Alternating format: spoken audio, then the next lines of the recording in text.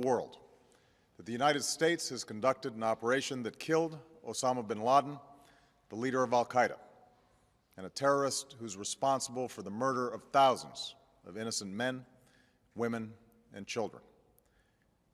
It was nearly 10 years ago that a bright September day was darkened by the worst attack on the American people in our history. The images of 9/11 are seared into our national memory.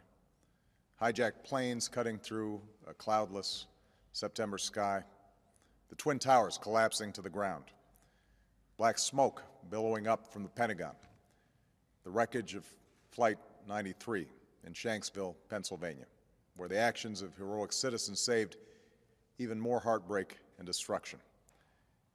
And yet we know that the worst images are those that were unseen to the world.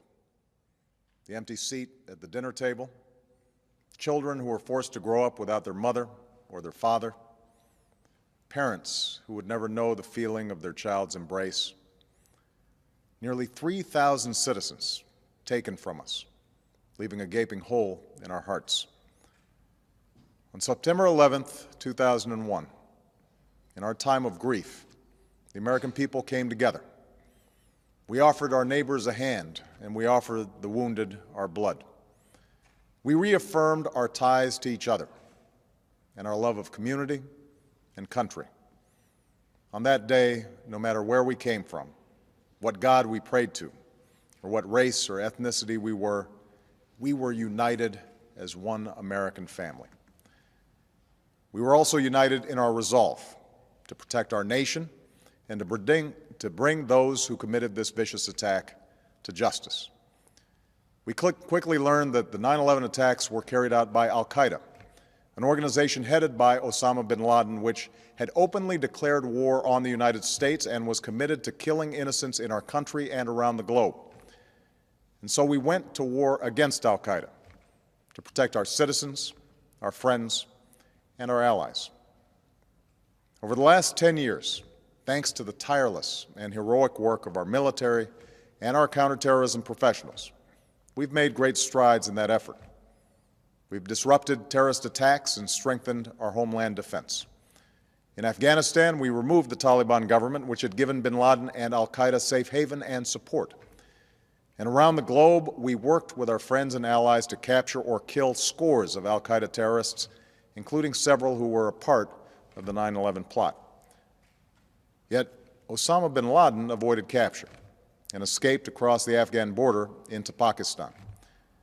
Meanwhile, al-Qaeda continued to operate from along that border and operate through its affiliates across the world. And so shortly after taking office, I directed Leon Panetta, the director of the CIA, to make the killing or capture of bin Laden the top priority of our war against al-Qaeda, even as we continued our broader efforts to disrupt, dismantle, and defeat his network. Then, last August, after years of painstaking work by our intelligence community, I was briefed on a possible lead to bin Laden. It was far from certain, and it took many months to run this thread to ground. I met repeatedly with my national security team as we developed more information about the possibility that we had located bin Laden hiding within a compound deep inside Pakistan. And finally, last week, I determined that we had enough intelligence to take action and authorized an operation to get Osama bin Laden and bring him to justice. Today, at my direction, the United States launched a targeted operation against that compound in Abbottabad, Pakistan. A small team of Americans carried out the operation with extraordinary courage and capability. No Americans were harmed. They took care to avoid civilian casualties. After a firefight, they killed Osama bin Laden and took custody of his body. For over 2 decades, bin Laden has been al-Qaeda's leader and symbol, and has continued to plot attacks against our country and our friends and allies. The death of bin Laden marks the most significant achievement to date in our nation's effort to defeat al-Qaeda.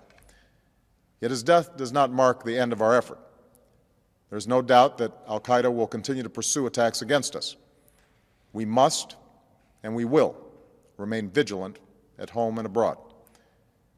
As we do, we must also reaffirm that the United States is not and never will be at war with Islam.